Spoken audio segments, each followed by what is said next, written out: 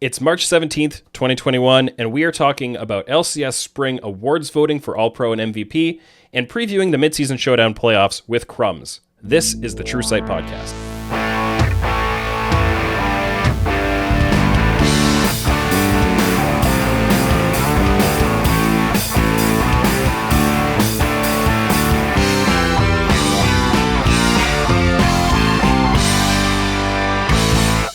Welcome to the True Sight Podcast by Oracle's Elixir, your source for in-depth analytical coverage of professional League of Legends and the rest of the esports world.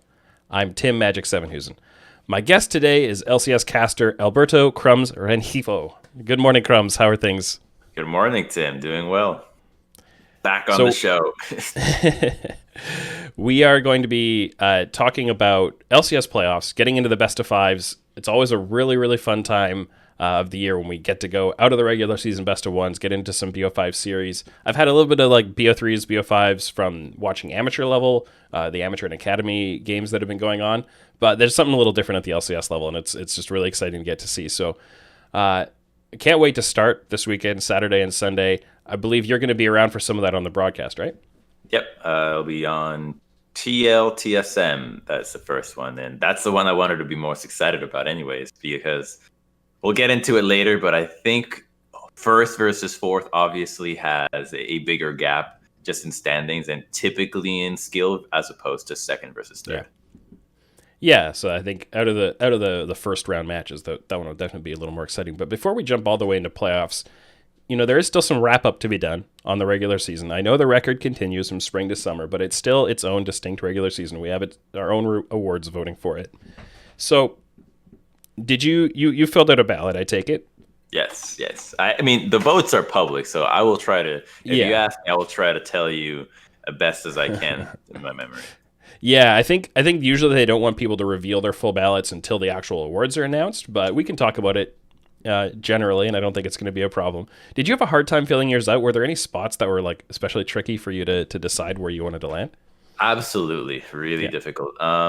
So I think for top, the first was very easy, Alphari, but then the rest became quite difficult, right? How do you go second to third? There's a lot of good performers there. And how do you even evaluate a player like Fake God? Because he has a significant improvement, but does he come to the level of Alphari, of Puni, of Impact, of Fudge? Not often. Yeah. So it felt difficult to include improvement in that ballot. Whereas I think that is a very important thing that you want to promote in players. So I did not go on the side of improvement this time. I just made sure that, all right, who actually just had the best games, who looked the best with statistics, with their team, and just went from there. Yeah, I think top lane was a bit of a tough one for me too. I actually, I wasn't as wholesale sold on an Alphari as a complete no-brainer. Like I still landed with him in first, but up until the last week, I wasn't completely decided yet. Fake God was a really tricky one for me. He was part of the group I was evaluating for my third team choices. And I'm not going to reveal exactly what I picked there until that comes out. But when I think on surface level, when I was just remembering, here's, how did I feel about Fake God? How well did he play? I had a certain impression, and this was with a lot of players. Then I go back and I review all my notes, and I actually released a video on my YouTube channel the other day about what my note taking looks like and what my review of those notes looks like. So people can check that out if they want to. But when I went back through all my notes on Fake God on the season, I had a very surprising number of positive things about stuff he was doing in the games, and pretty much every note I took about him was like, and he just did this really helpful thing, and he did this small thing that was really beneficial. Like so many more of those than I would have expected from memory. Yeah, and that's something that you have to credit, because a lot of the times he's not even being given help to do it. Yeah. He actually is just doing it by himself.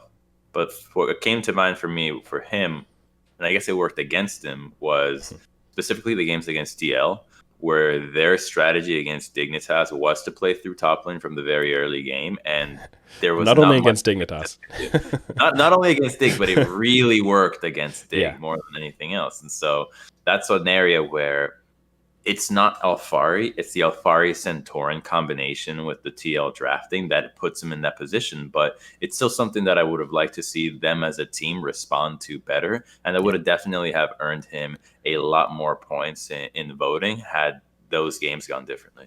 Yeah, it's tough, I think, with Dig in general, because their early game was just not on par with some of the other teams. And it's hard to say how much that comes to the individual laners, how much it comes to, the movement of the jungle and support together.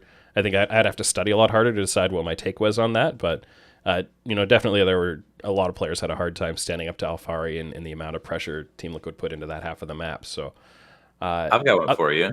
Yeah. AD. The AD role, because I think that one was also a very contentious one. Because I felt like Neo was very, very good. I'm not going to spoil it, but Neo was definitely in my top 2. Okay.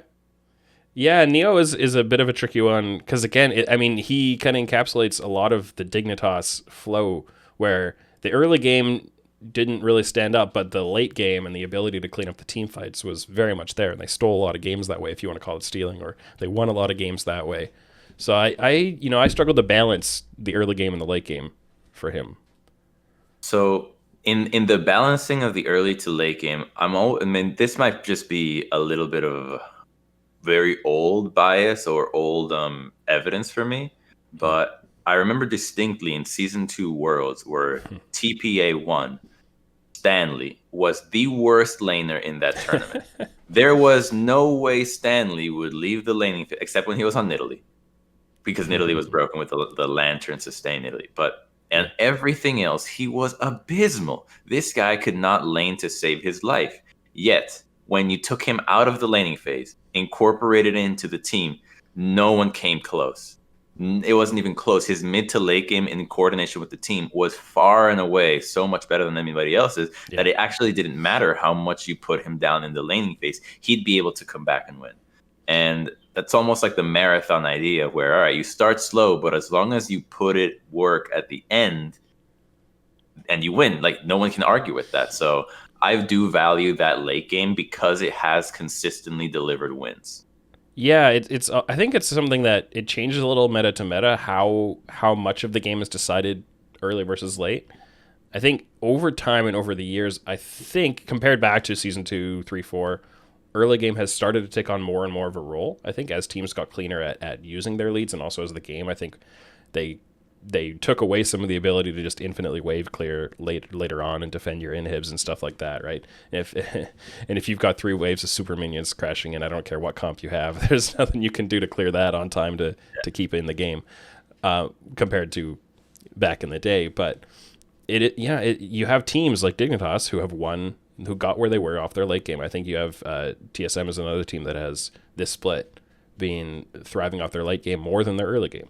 Right, so I think it's a very interesting discussion, and I'm not sure this year how to balance it out. I'm gonna constantly be on the side that because the late game is where you end up winning the game, I put more value in that. That's the finish line. And no matter what happens in the beginning, as long as you consistently deliver it, then I'm okay with that. If I was coaching a team that always ran it down in the early game, and I had no way of figuring out how to fix the early game, but our ability was in the late game, I would double down on that. I would say, well, all right, we're not the early game team. Let's accept that. Let's learn to lose gracefully here, and make sure that we can deliver in the late game because we can still win this way. So I wouldn't want a tunnel vision into an aspect of the game that isn't suitable for the players. And if they've all recognized that, okay, maybe we're not the best at getting early game leads, which is not often that this happens. Most players and teams feel like their biggest issue is somewhat like CLGs, where you know how to get the early game lead, but closing out is always so difficult. This is the opposite case. So I say, well, focus more on that as well. Focus less on trying to snowball these early game wins and make sure that your team fighting in the late game is that much crisper. Yeah, and I think like early game is something you can practice in scrims a lot more cleanly, right? Because you can always start the game from the same state, but you can't set up the same 20-minute game state and practice it. So I think if you're building a roster, for example, and you can pick players who are more comfortable or are going to fit in better, or even draft team comps that are going to be more comfortable and easier to execute in the late game, that's a harder thing to reproduce kind of, or to coach players into, I would say. It's easier to coach a team into a stronger early game, or to draft a team into a stronger early game, just because you can have so many more reps and scrims on it. And, I think you get more practice in that in solo queue. You don't get any late game 5v5 practice in solo queue because it's just not the same. So I can see that. Yeah. Not until we get a Dota-esque reproduction thing, but we've been begging it for years. Never going to happen. Yeah, the fundamental architecture of the game, I think, doesn't lend itself to engineering that in. But, the ancient architecture of the client. Yeah, it's true. But bringing it back, like I think again, Dig and TSM have succeeded off that philosophy of playing more for the scaling and executing better in the scaling. But you did have other teams that were a lot more indexed in the early game. I think TL is the number one in that sense. A lot stronger in their early game than in their mid, but they didn't have to be amazing in their mid and late because of the size of their leads. C9 is a little more balanced, I would say. I think C9 has been experimenting a lot more, and I appreciate that about them more than any other team. The experimentation that a team like TL has gone for, I don't really consider experimentation. Ari, Vega are just off picks, but they still fulfill the same role that he was going to be playing. If he was Syndra, what you're doing for the team as Syndra with Ari and Vega is kind of the same thing. You're trying to land an E, no matter which of those champions on. You're just trying to land an E. Exactly. Right? Like that's all you are. You're an E bot that bursts somebody down when they get caught out of position, and you don't kill tanks. So that's kind of what I see in that, and I don't consider that a very much experimentation. Unlike C9, where you actually have a Tristana, very different, right? You have a Yasuo in the mid lane, very different. LeBlanc, these kinds of picks, the Morgana, Caitlyn, like you mentioned, that they were also experimenting with. So they actually are trying more styles instead of different champions that fit the same style. Yeah, and it's an interesting point, and then it also plays into like how you evaluate the players playing those. And I think we're talking kind of about both Perkz and Jensen champion pools. How do those guys stack up in your mid lane voting?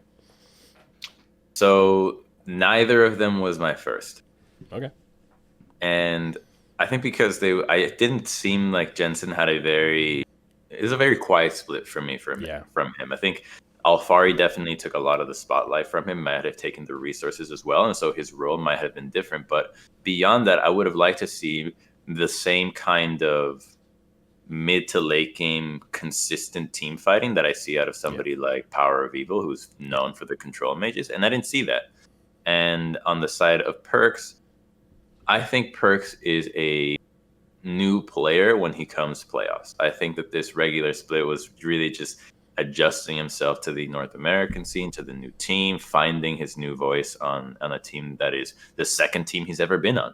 So I gave Perkz a bit of an excuse for his play this time around. Yeah. Not only because of how he is as a person, kind of messing around a little bit, experimenting, but I have no doubt that when it comes to playoffs, he's going to probably be the best mid laner. We just haven't seen those games yet, so to vote him in that position didn't feel right to me yet. But this guy has won 8 LEC titles, right? He has gone to so many finals in tournaments, so many reverse sweeps. The mental fortitude and the skill he has in these high pressure matches is probably not even close to anybody else's mid laner in LCS. So I can't wait to see him play and kind of get some of the taste of what that was in LEC here in NA. Yeah, it is tough to evaluate his regular season performance, I would say, even a little bit based on the amount of different styles he was playing and the amount of stylish plays he was trying, going for little pick plays in mid lane or trying for solo kills or just like testing his limits on engages and stuff like that. And it's tough to look at that and know how hard do you penalize him, just say, hey, this is what I saw in the Rift and it was a mistake and it failed. So he gets, points deducted. For you.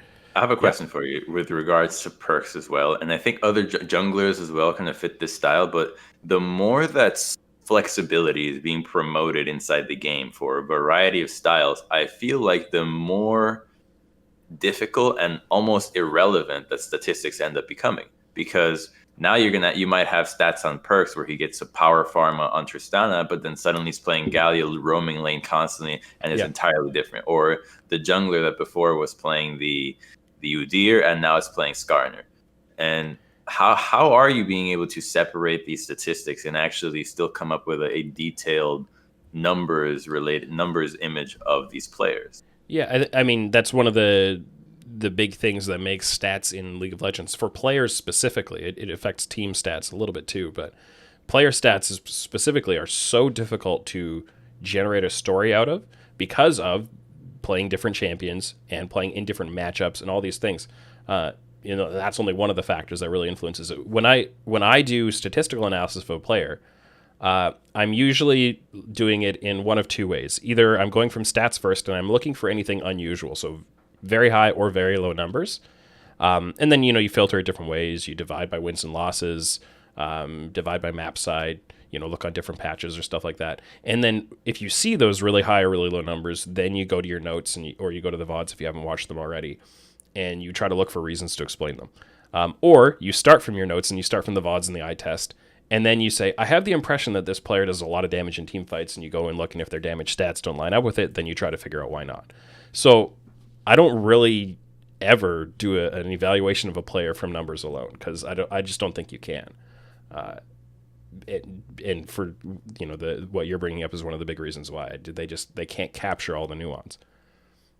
You would really need a lot of analysts to focus on almost every individual game and take each one with their own context, and then prepare like, all right, in this matchup you sucked, in this one you're actually great, so let's try to find a middle ground for you, and then present a clear image of the player saying, all right, when given resources in a positive matchup with jungle help, this is how far ahead they get. When left alone on an island, this is how far they go down. And then you have almost two sides to a player as opposed to a unanimous view, because that has been the one thing that I've moved away from a lot on the broadcast. Is every time statistics come up, I'm just like, that's not relevant. Don't look at these. This doesn't actually matter. We're looking at the game itself. Yeah, I think you can index too hard into using the numbers, and you can index too far into completely ignoring the numbers too. I would say, like, if you have an opinion of a player that is not supported whatsoever by the stats, and the stats actually tell an opposite story, then I think you need to reconcile that and justify it. But if you had the opinion that Neo is actually totally fine in lane, and you look at his golden experience differences at 10 and see they're like, I don't know if they're 10th at bot laners, but they're close. I think you need to reconcile that, right? But you also shouldn't let you shouldn't throw the stats out entirely. You shouldn't let them tell the entire story for you either way, for sure. You can do some. Like I when I have the time to do it, because I haven't built an automated system for it, you can adjust the laning stats on champion matchups and stuff like that. But this is just one of the things you have to fight with, and this is why I like team stats more than player stats. There's so much more. Right, as a collective, how are they moving? Yeah, and even then, champion picks do influence it. Do you have an early game comp or a late game comp and stuff like that? But it's a lot easier to work with.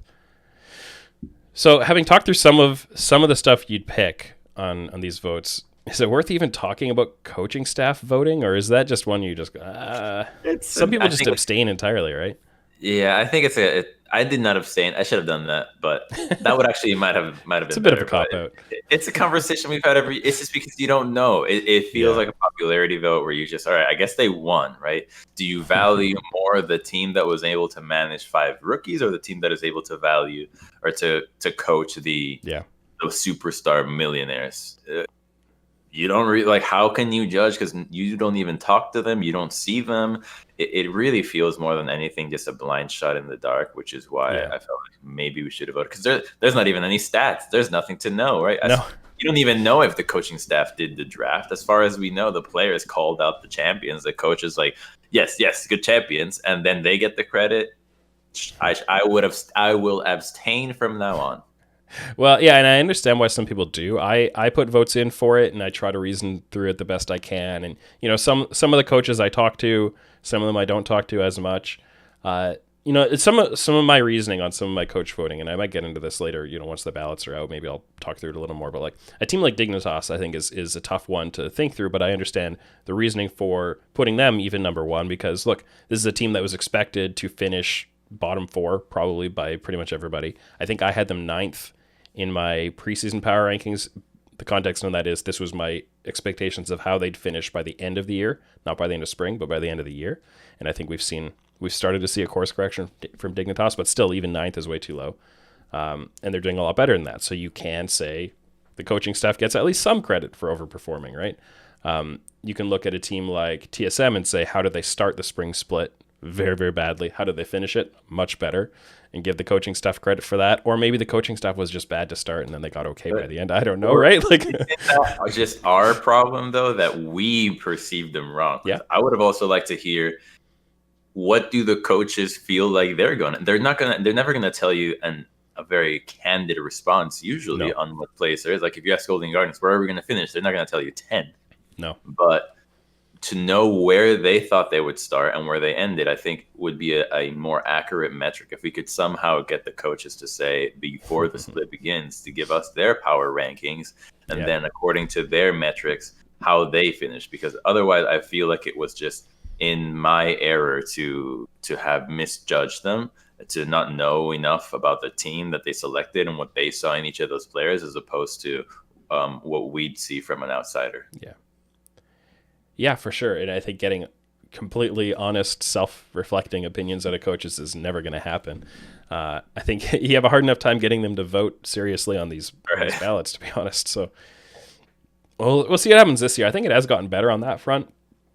Over time, the ballots are being taken a little more seriously. You don't see as many of the obvious troll throwaways. I'm going to keep calling them out anytime they do happen, because I think that's the only thing we have. They're getting it's what's work, getting shamed, and it's the Game of Thrones bell of shame that's just getting them to vote better. So we'll keep ringing that bell. We'll see what happens. But no, I'm curious to see what other people do and how many people just don't vote on coaching at all, and whether it influences the existence of the award in the future. I think we could have other awards like Most Improved, like you called out Fake God for his level of improvement. I think there are things like that would be interesting to see. Also very hard to judge, but MVP. I think also we haven't talked about MVP at all. On the dive, they said, oh, everybody's going to think Alphari or Blabber, and then who's third, maybe Sword Art and stuff like this. Was it that straightforward to you? It was between Alphari and Blabber for me. I'm not going to say which one it was, but out of players that shone far above anybody else in their category, it felt to me like it was those two.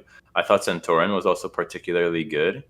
But it's also difficult, once again, because of the resources that are being given to the player. And I'm valuing players that, when given resources, perform more than the ones that, when given no resources, are playing. So I would value the guy that plays strong side and wins harder than the one that plays weak side and loses gracefully. See, but how do you apply that to a jungler? Because the jungler is the one who determines whether someone else is strong side or weak side. Like a jungler, there's no such thing as that right. for a jungler. So in the jungle context, it would be specifically how well can you continue to carry the lead and either carry the game yourself and transition it into somebody else. So Blabber is a player that, as a jungler, when he gets a lead, it feels like the game is won already. Like he's not going to throw that lead back at you.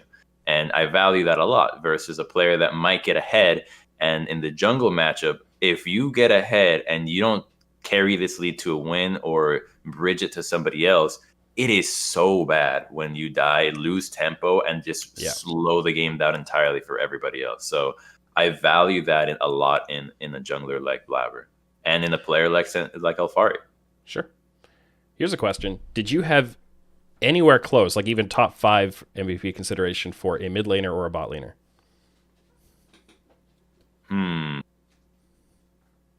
Top 5, yes, not top 3. Okay, interesting. Yeah, I don't think I did. I didn't make like a top 5 or a top 10 list or anything. I started a little more narrow than that. It's something that I think will end up being a little spicy in mine when people see them. Of the top 2 that everybody's talking about, one of them did not finish in my top 3. So we'll see how people feel about that. We will see how people feel about that when it comes out. I think I know who. I haven't left nearly any trail of breadcrumbs or clues on that. Anyways, I think the ballots will be very exciting. We'll see. It's always a little fun going through them, especially in the whole list, and see, oh, this person said that, I disagree with them so bad, or oh, that person said the same as me. Feel good about them. They can be my friend. Afterwards. I don't think I want to look at them just because of that reason again.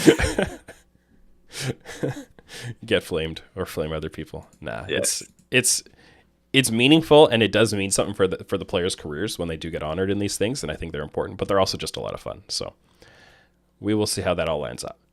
We've had more than enough time, I think, talking about awards and voting and ballots, and there's a lot to talk about with playoffs. So let's swing right on through. Let's talk about playoffs. We've been talking about some of the players, but now the teams as a whole. So you're on the desk, TSM Team Liquid. If you're going to be helping with the stage setting for that series, how do you set the stage for these two teams?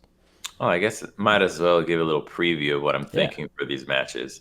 A first thing I'm thinking about is that the combination of Power of Evil and Bjergsen has been the best mid laner in the league, in my opinion, at the moment. Not only because of the control mages that PoE is having, but I do see the influence of Bjergsen in giving PoE a more active role in the early to mid game and being a lot more aggressive in opportunities where he can be in his play. And I really like that because at the moment it feels like teams are just at the level of let's just get control mages on our roster and play around it. And now with TSM, it's not just how do we get control mages, it's how do we maximize the value out of having a solid control mage player and turning that into leads for everybody else. And I think that's a cut above everybody else's control mages right now. And it's always going to be highly relevant in a playoff match where you can just buckle down and say, all right, if you can't beat us early, we're going to have this guy always carry. He's done it so many times before. I think he'll do it again. And I think that'll be a really key matchup against Jensen, who his control mage approach has been with those Ari and the Veigar, which have been somewhat lackluster. It does make sense in the times that it was picked, but the actual execution of the champions have left a lot to be desired. And that's where I think that the matchup will be really decided because it'll probably be slow in the early, but when it comes to team fights and mid game, I think that one team has a clear advantage.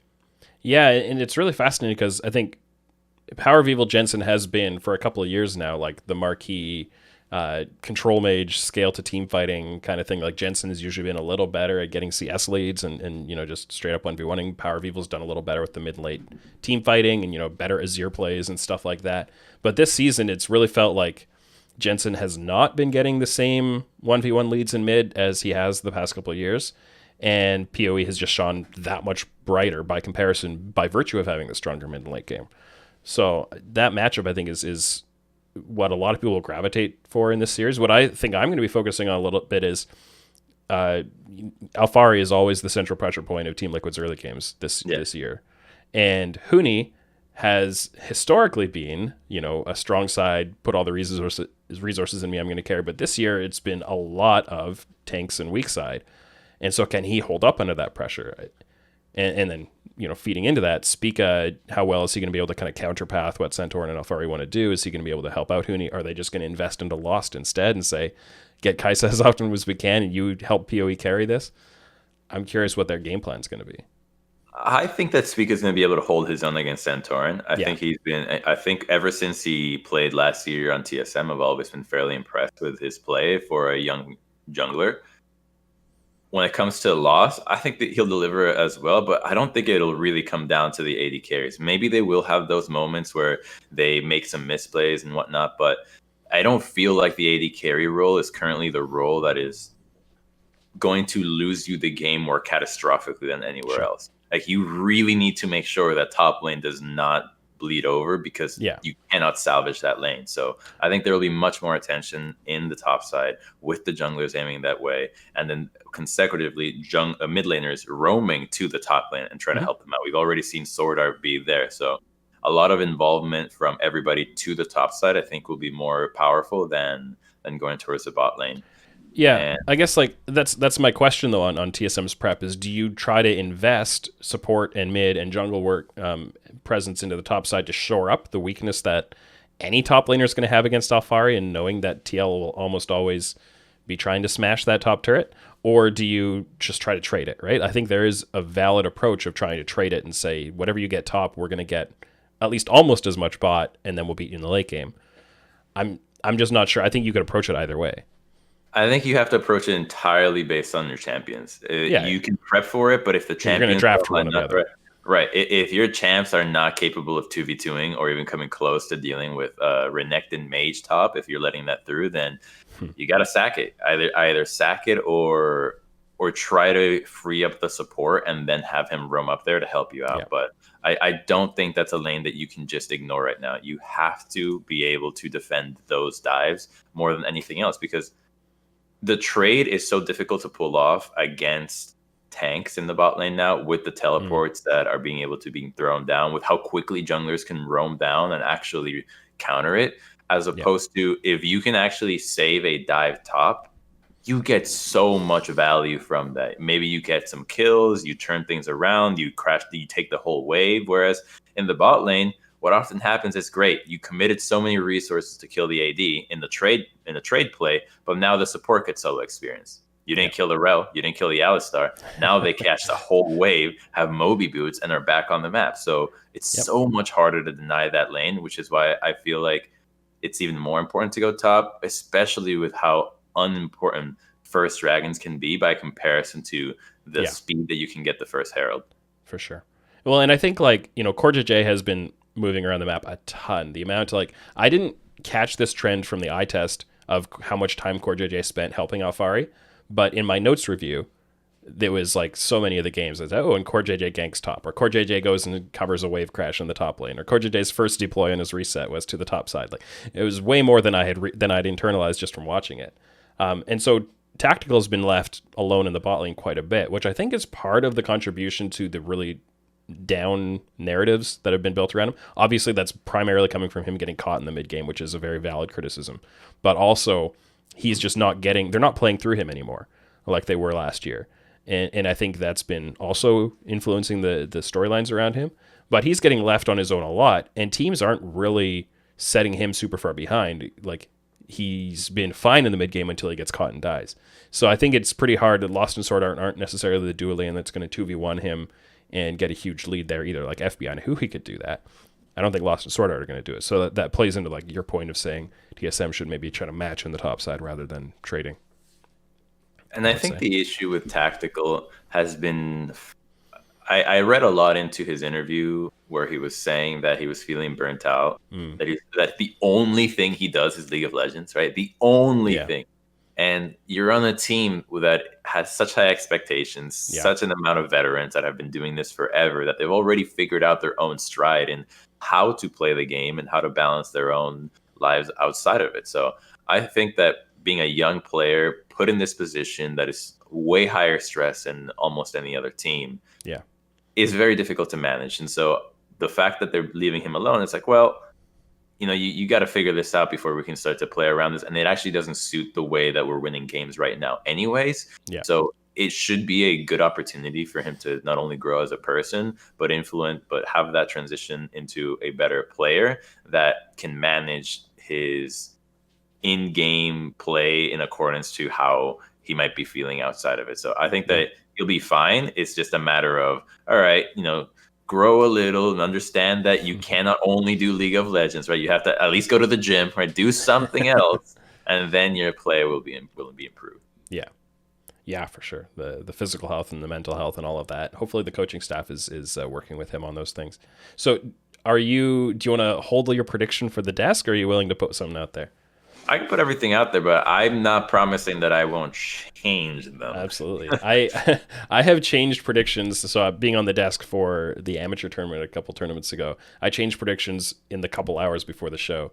So okay, I got the bracket here. Confident in Cloud9 beating 100 Thieves. I think unless Ryoma hits the Super Saiyan mode that they saw in him when they first picked him up on 100 Thieves and overperforms on top of it, I think that Cloud9 will be able to easily win that. So I have them advancing, and then on the side of Team Liquid TSM, I do think TSM is actually going to win that. I think now that doesn't mean that Team Liquid doesn't go all the way to finals in the tournament. I just think that in the initial matchup, I think TSM has been stronger, not only because they have shown more diversity in how they win the games, but if you were to look at them as a stock, they have been improving from the very beginning. I felt like I was one of the few people that when TSM was in shambles, I thought, that's not true. look at the amount of talent and veteran leadership that is on this team. They're too big to fail, too experienced to fail. And we're now even hearing from Alfari that he believes Huni is one of the best top laners as well. You have PoE, who has always been good. I mean, this guy was so good, he was carrying CLG. And then you have Sword Art, who is finally coming online. And as long as Spica and Lost are quiet and don't tilt, which is what they've been doing, they're going to be fine. Whereas Team Liquid, Tactical has been struggling. Now, he hasn't been losing you games, but he has been struggling. And you haven't won games through mid. You really haven't. You've won games through top. So if TSM recognize this, address the top area, and utilize their higher flexibility to throw Team Liquid around, I think it can be a good wake-up call for Team Liquid. Now, easily they'll bounce back, and they will run the gauntlet in the bottom lane, in the lower bracket. But I do think TSM and C9 will face off in the second round. Okay. Interesting. Yeah, I definitely agree with you on Cloud9 versus 100 Thieves. I think, there doesn't even need to be a super deep discussion about, like, there was a question a week ago, but, like, are Cloud9 booming at the end of the season? I think last weekend was, more on track. I think they're pretty much back on track, and I think they have been.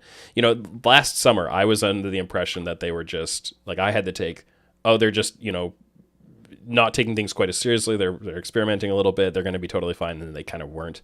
This season, I still have the same take, and it's different players and different coaching staff. So I feel like it's okay to go back to that and go like, no, they're going to be fine. They're going to be fine. And I think this last weekend got them most of the way back. I did lose a little bit of faith in them over those 2 weeks combined, but they should be able to easily handle 100 Thieves. I bet it was the TL game that did it for you, right? The game where they lost to the side lanes to Alfari's Gnar. That was part of it. Yeah, I don't know. It's just overall, like, I think I also have a bit of a holdover impression from Lock-In, where they were playing a lot of champions that other people weren't playing, and then they were going out and saying publicly, I think it was a Sven interview, I don't remember who it was with, saying, no, we actually believe these champions are the best way to play. We're not just trying something out for the sake of seeing what works. And that's always, like, stuck in the back of my mind, like, if they really think Caitlyn Morgana is the best way to play, then maybe they just aren't that good at reading the meta. Right? Or maybe it's one of those double bluffs, right? A poker double bluff. Could be. We will have to see on that. But I think they've mostly regained my faith in them. I've been saying since December, like, C9 should be the number one front runners all year long.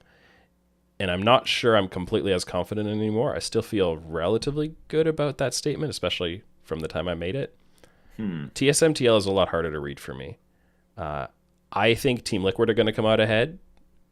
But if TSM have the right, like, I think the biggest thing with Team Liquid that I've had all year is when a team, especially in a BO5, when a team comes in and says, hey, look, you always do this with Alfari, and we've got a plan to punish Alfari for all of his lane pressure.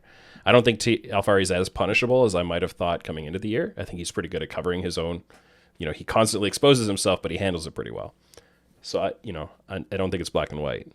And I wouldn't, exactly. It's going to be a difficult matchup no matter what. And so if I'm on the TSM side, I'm not necessarily worried about trying to put Alfari down. I'm just confident in that my win condition is going to be that my mid laner is going to outshine your mid laner. So I'm going to make sure, and your mid laner has not been choosing matchups that go beyond that. He's consistently in the control mage realm on the side of Jensen. So if I know that my mid laner will outshine yours in the mid to late game, my focus is to keep the game as even as possible on all fronts so that my advantage is realized come mid to late. So picks like Shen into Renekton, right? Picks like Gangplank into Huni on Gangplank? Right. I mean, you could do Gangplank into Renekton if you play it, if you actually have him start in the lane and you have a better jungle matchup, like, sure, that will work. But I think, like, the Shen, like these weak side champions, the Gragas, just anything that is very good at surviving dives. The Shen could even show up, or pardon the Scion, the Urgots that have been slowly appearing, Malphites, just anything that can make sure that the lead that Alfari gets doesn't go beyond the laning phase into actual late game side lane pressure, because that's a big deal. It's like, okay, you can lose the early game, but does the pick that you have hold his own no matter how far ahead Alfari can get in the side lane afterwards? And as long as you have that matchup, then I think you're going to be in a fine position against Team Liquid. Sure, yeah. I think I can definitely see it going either way. Moving into the we haven't talked really about the bottom half, the two teams that get seeded into the lower bracket to start. Who do you think is a more likely dark horse for the playoffs, Dignitas or Evil Geniuses? I think Dig. I think Dig for sure. Yep. And I think Dig because of the what we discussed earlier, their team fighting is going to be relevant. You're going to have to beat them in team fights 3 times at least, and there's going to be some of those times where they beat you really easily. Whereas I feel like on the side of EG, people don't actually know what the matchups that Jizuke plays are good against. It seems because the examples that I remember are when TSM blinded Victor against Jizuke. I could not believe that happened because he's obviously going to pick Echo and have a great matchup there. And that's exactly what happened. And they lost because Echo is great against Victor, right? He jumps in. Oh, you drop gravity field, drop ult. I'm Ring back, right? He forces your ult. He forces your spells every single time. It's a fine laning phase. So the fact that they didn't seem to know that was disappointing. And then CLG picks Renekton and Irelia against a guy that is gonna pick Ryze against you. If you ever play melee champions against Ryze, you know there's no way out. Like it's just not happening. Try playing Udyr into that champion, right? Anything melee that has to be in front of you to hit you will have a nightmare against Ryze. If you viewed it as Cassiopeia, it might be easier for some people to understand how difficult this matchup is, but his champion pool is so unique that people have had a hard time understanding what beats it and what it beats. And so hopefully with the VOD reviews that they have had on Jizuke, which is far and away the win condition for EG, although definitely has been a quietly very good performer. Yeah. If Jizuke doesn't get off, the team's not going to win. So understand what Jizuke plays and what those champions are good against, and then you'll have a much easier time against him because that to me just baffles me that they still haven't figured out that those matchups are great into EG. Well, and best of fives are the places where you are more likely to see that kind of draft prep come online, right? Like, oh, we specifically know, we have a plan for how to deal with this player's champion pool. But I guess this leads a little bit into a question, in terms of Jizuke, how much credit do you give him for his performance this summer or this spring rather on his champion pool versus just his actual execution? I think he's really good on those champions. Now, he does have those hard carrier, hard int moments, and I give him credit for some of the wins for sure, for like the Riot games, some of the echoes, and you also have to take it with a grain of salt because you remember those Lucian tower dives against Soligo, right? That was abysmal. And I think that them as a team have been working towards keeping his strength while just diminishing the downside that you have in him. So I give credit to EG as a whole for putting Jizuke back into the space where he thrived originally before coming over to Evil Geniuses, as opposed to trying to fit him into the control mage of Power of Evil or Jensen. So I do give the coaching staff credit, and maybe a part of it is Jizuka saying please just give me these champions, I will deliver on them, because he has to perform. If you're please give me this, you get it, and you don't actually show results, your coach is not going to trust you on that again. Yeah, I think a thing to me that's been really interesting watching Jizuke. First of all, I think the really bad int plays were much more weighted towards the first half of spring than the second half of spring, and I don't think you could draw a direct one-to-one timeline on Peter Dunn arriving in North America and Jizuke cleaning up a lot of his mistakes. But I think there is some association. Whereas I think other people on the team, like EG as a whole, have had a lot of those, not just on Jizuke. I mean, even Impact has had some engages where he's like, we're going to force this 3v4 and we're going to win it unless we don't. And Sven Skaren's had a lot of those. I think he's had more of them on EG than anyone else has. And his have persisted through the second half more than Jizuke's have, for sure. But what I do see a lot of out of Jizuke that I really like is his ability to get out of his lane and help Impact dive top, whether that's with a TP, whether it's with a Ryze roam on foot or with his ult. And he's done a lot more of that than I think either PoE or Jensen have done. He definitely hasn't done the late game control mage team fighting as much as PoE has, for example, but they have a little bit of a swap of strengths in that. Some of that comes down to champion pool, like Ryze and Echo are going to do that better than Azir is. But it's definitely something that I've noticed with him that I really appreciated. In the games that I remember him doing that, what I liked about those moments were that, if I am not mistaken, he had to go for those dives because otherwise they would actually not have enough damage or mixed damage to kill the champion that they were diving. If it was, say, I think it was maybe like Renekton Hecarim, and they had an Echo as well against a Scion. You need Without magic damage, without the Echo, you're not killing the Bramble of that Scion. And so him roaming up there to recognize, hey, this guy is staying in the lane because he's confident that with two people that are physical damage, he won't die. But if I show up as a magic damage dealer, we can actually get a kill. So that kind of foresight to know that he's needed to make these plays, like, it's not like, oh, I have the time to do it. It's no, I must. This was the plan do this. all along. Yeah, exactly. I really like that he's been able to identify those moments and execute on them. Yeah, and it's a positive sign to see that that's happened. But now, what happens where he doesn't get Echo and Rise? So where does he go from there? I don't know. Like, will he go back to control mages? Because those two champions have a very unique style on being able to find flanks, to roam to the sidelines much quicker than anybody else. And I feel like without those two, Twisted Fate would be a thing I would like to see out of him, but it just doesn't have the same kill pressure and hard dive damage that can get a solo kill, which is the thing I see in Jizuke, that he likes to have champions that can find kills on their own because he's so aggressive and he knows so much about opportunities to punish the enemy that if he doesn't have those champions, he's going to still go for it. And then he's going to die for it because he can't hold himself from seeing the opportunity and trying to take it. So when I see Jizuke, I need to see him constantly on the champion that can get solo kills. And if he's not on that, that's not his style and it's not going to work. Yeah, I think they're going to be playing against either TSM or TL. So I think we're going to see some of this contrast in styles against either PoE or Jensen. We're going to see the draft plans that teams come up with against him. And I think it's going to be a really big story this series. I think Impact is also a really big story. I think both the EG solo lanes are the most crucial points of what they do. But they definitely won't be favored against either TSM or TL. I think they have a chance against either TSM or TL, but things are going to need to, like, they're going to have prepped something really good.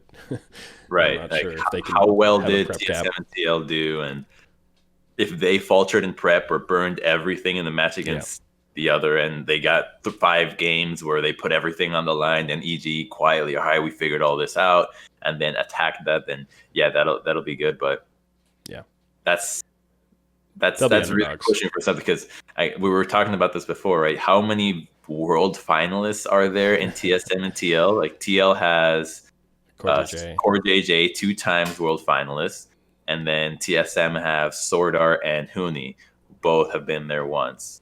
So kind of the same amount of world's finals experience. Yeah, and what do EG have, right? Oh, Impact, I guess. Yeah, you're right. Another one. And Ignar's made an MSI finals, no? Or was that was semis? That was not semis. That was Worlds. Was that Worlds? That was against SKT, right? SKT Misfits quarters? SKT Misfits quarters or semis? I think it was quarters. But it was a really hype matchup. That was in China. Yeah. Anyways. Which was also, I think that was also the first time where Huni and Alfari played, if I'm not mistaken. They played top Alfari on Misfits playing against Huni on SKT. Yeah, I don't remember all the details of that, but there's a lot of experience in these lineups for sure. And I think the coaching battle will be really fascinating. On the other side of it, if we're saying 100 Thieves are going to play against Dignitas, so you think Dignitas have a better chance of getting out of that matchup, which I think I would generally agree with. 100 Thieves are a much easier opponent than TSM or TL, I would say. I think as of late, 100 Thieves have been banking on their team fighting to just win these games. Rarium has been fighting well. He's been playing solidly on his picks like Silas, but you're now going up against a team that has been winning this way all year long, right? They haven't done anything else to win these matchups. So you're playing into Dignitas' strength this time around, and you're giving them opportunity to prep. I think what Dignitas has been struggling with is, how do you start fights when you don't have the champions that you really needed to before, like the Alistars and the general matchup without the Alistar Rel, but like the Gragas game was a little lackluster for me. The Thresh game didn't look too good. So if they can just figure out how to ensure that their draft always gives them an opportunity to take good team fights, then I think they're going to be in a good spot because that'll double down on their strength. And picks like Silas, I would really like to see out of Fake God and Saliga. If they can figure out how to flex this, it's an incredible team fighting tool. It'll use the enemy's engage tools against them. So I think this is also going to be a really powerful pick come playoffs altogether, just because of not only will it help you to deal with team fights, not only will it help you to deal with champions like Twisted Fate and Gnar, which are already super prevalent, but the flexibility of being able to put him mid and top makes him a really scary red side pick. Yeah, definitely. I think to me it's a little ironic in a sense that 100 Thieves have been trying to kind of fix their team fighting, and now they're going to go up against Dignitas when I see the clearest path to victory for 100 Thieves being FBI and Huhi dominating the 2v2, which is the thing that they've been best at, but hasn't made them feel good enough to break into the top 3. Right? So I think part of what has happened to 100 Thieves is, for one, the fact that at the very beginning of the year, they were already saying they're the best team was, I think, a big overreach and hubris there. That was too far. Right? You'd only seen like a few games. You didn't win lock, and you're already saying you're the best team. If you start to believe that already, the improvement is going to feel a very difficult path. So I think that hurt them. And on top of it, the moving away from the Monte, I don't think it didn't feel like it was necessarily a playstyle thing. I think it might have just been that the Monte might not have been playing so well. Saw it in the matchup against Perkz, but when they said that they wanted to move away from that, my first thought was, that doesn't make sense to me. LEC's playing Twisted Fate all the time still. Yeah.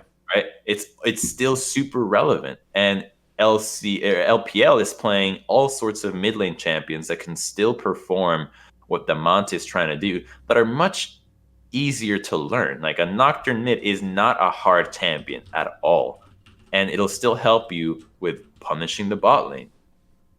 So it didn't seem to me like the idea that it was a different playstyle was the primary reason. I think that was as an excuse to say, listen, our player isn't performing too well, and you don't want to throw a player like that under the bus. Sure. I totally understand that you want to make sure that you keep your players' value as high as possible as well, because imagine that the Monte gets benched, right, gets removed from the team. Well, if he was removed for a reason, he wasn't playing too good, and they said he was playing bad. Now, what are the chances that somebody else is interested in picking the Monte up? Not very high. But if you're saying, we want to experiment with play styles, we want to give Ryoma a chance, which far and away he earned it, he's shown it, it does leave the Monte with more options and a better overall look for the team. And I think you give the audience of that a bit of the opportunity to have the vibe of, oh, Faker is benching himself because he doesn't feel good about his level of play and he's going to go play solo queue for. And they hinted that kind of thing with DeMonte's going to go and work on himself, right?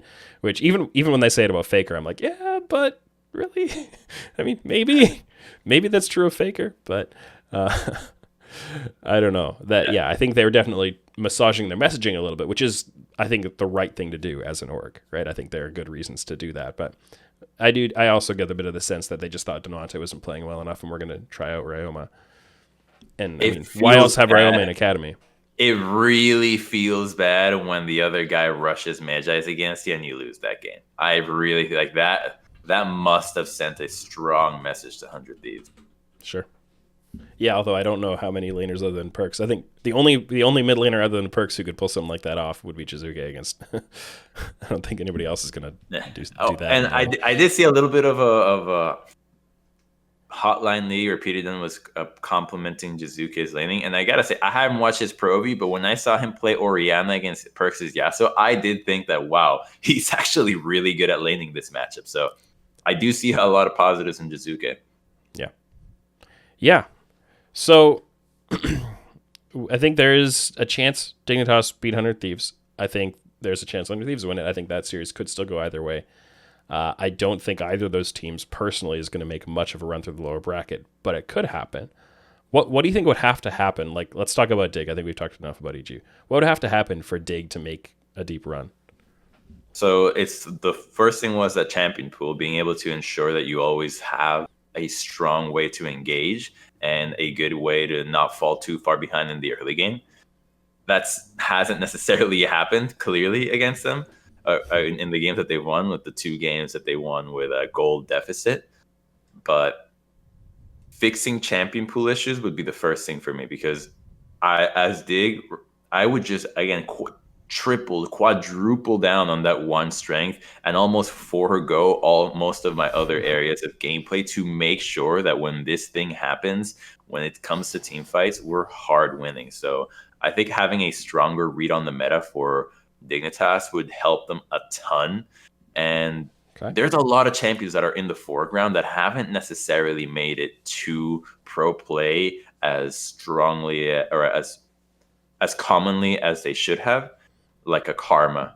I think Karma is definitely a pick that you have to be able to pick off to play in this playoffs, because you can put him in the top lane, you can lose gracefully, and guess what? Now Neo is so much stronger. Right now, you actually can double down on these team fights. Now it's really difficult for you to be able to team fight. Like, if you can pull off a draft that gets you Karma top, a Sylas mid with good ultimates to steal, a physical jungler, Neon, a physical carry that can benefit from being shield boosted, and an engaged support, I think that's a really powerful draft going into this playoffs that almost every team can pull off and should be able to pull off. So if they understand that they can not only increase their flexibility in playstyle to make sure that they don't lose that hard early, but have an even stronger late game, I think that will be the way that Dignitas can make a long run.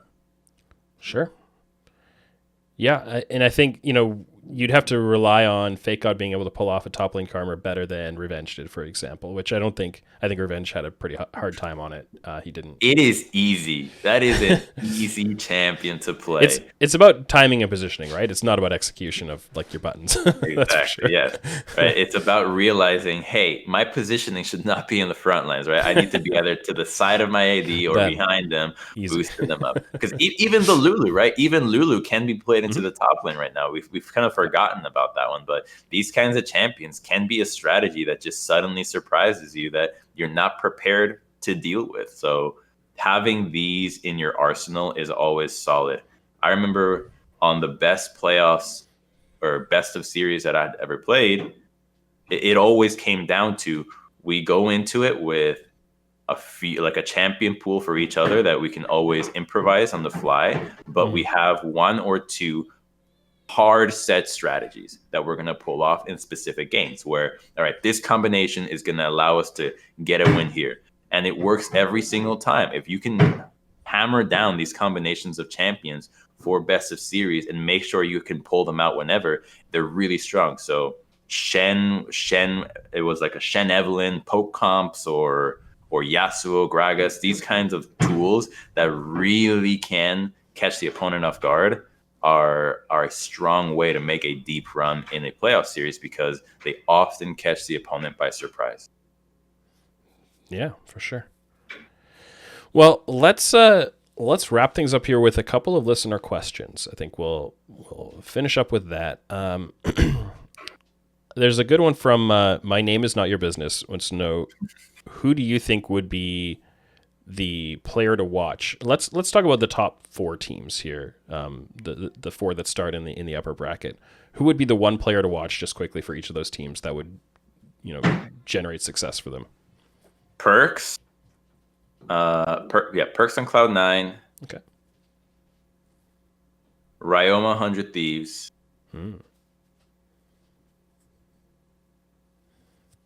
It's a little Sword tough, Art TSM, and Alphari Team Liquid. Okay. When you say, I think the most interesting choice there is Ryoma, and I think you gave some of the reasoning for that already, but I guess that would be more like he has to play above and beyond the level we've seen from him in order for them to succeed. Not necessarily that, my take on it would be not necessarily that he has to be the best player on the team for them to win, but he has to be a lot better than himself, kind of. Is that accurate, or? Yeah, it's specifically in the matchup against Cloud9 that I think Ryoma has to be very impressive, because you saw what Perkz does to a mid laner that he thought was better than him, right? It was not close. If Perkz can do that to Ryoma, you have a problem. and Yeah. that you're not going to be able to fix it because the guy that you replaced him with was already getting that done to him. So I think Ryoma has to be the player to watch because of how possible it could be that he turns into a liability for the team. Now he has been playing a lot better than last year, so I don't think that that's going to happen over the course of 5 games. But if it does, it'll be a place where 100 Thieves will just bleed out and they won't be able to recover from, because you're not going to, like, if you're having a mismatch in the mid lane against Perkz, 5 games in a row, how are you patching that and still winning? Like, Cloud9 has to be in shambles to not turn that into a lead that wins you the game. Yeah, Perkz is going to take a lead in the mid lane and express it in the rest of the game, no problem. He's very good at that. And another question here from iamnotthensa. Do you think there is any non-playoff team? These are great names, by the way. I know, right? Your name is not my business. Another playoff team? What do you mean? Yeah, is there? So to finish the question, is there any non-playoff team that you think would beat one of the playoff teams in a best of 5? Yes, absolutely. CLG. Yeah, I think. And who would they beat? Who do you think CLG is better than right now in a best of 5? 100 Thieves. Okay. Maybe 100 Thieves, maybe EGD. The thing is, this team just has not had enough practice. That's the problem. Like, they just haven't put in the work yet. They're trying to, right? They're putting in the extra hours, but they really have been dealt a poor hand, and they have so much to catch put in up. a lot more work. So it's promising to have seen that this last week they beat C9 and TL in the best of 1, right? It's really promising, but who knows how far they can go. I like that they have different styles as well. I appreciate Finn a lot. I think his champion pool has been great, whether he can play the Irelia. Now, maybe not all the time the Irelia is good, but he's got the Irelia, the Chose, the Scion. I'm sure he can go even further with that. And the Gnar games that he has pumped out were some of the best Gnar games I have ever seen. The one that they lost, that felt like he was just hard carrying the team but just couldn't get over the finish line, was an incredible game from him. So I think he's been having a really good split.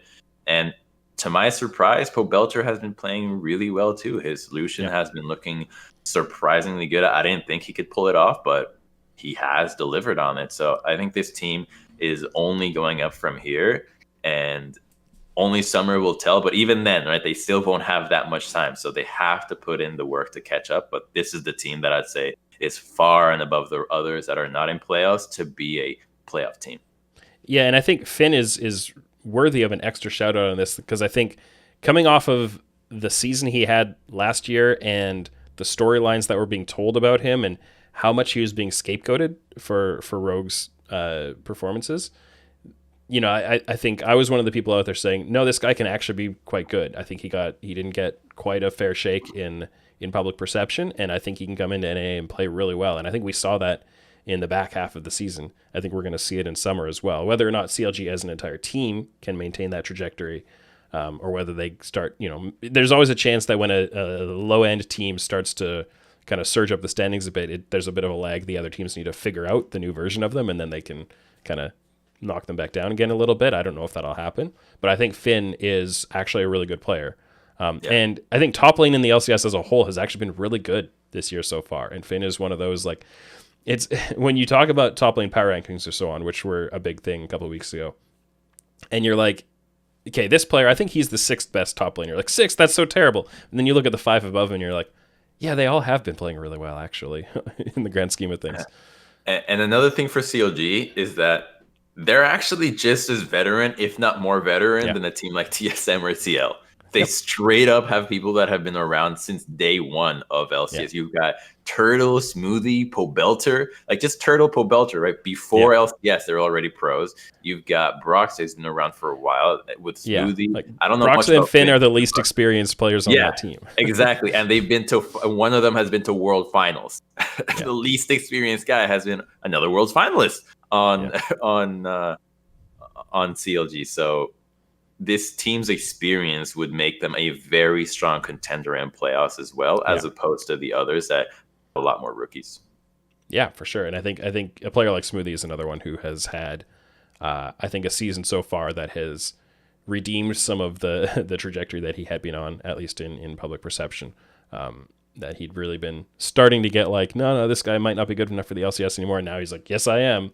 Look at how I'm playing this year. So yeah, CLG I think would be very interesting to slot them into this. And in summer playoffs, we get 8 teams in the playoffs. So right, we'll see what happens then. In spring playoffs 2022, playoffs are a 10-man playoffs. That's it. You just play.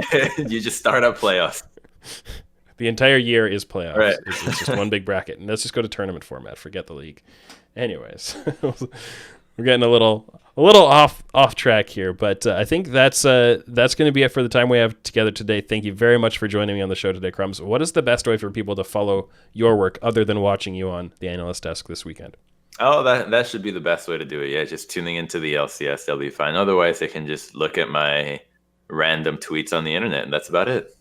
All right, we'll have his tag at Prophet Crumbz on Twitter in the show notes for anyone who wants to follow along and see Crumbz inspiring them from his social media, and that'll be great.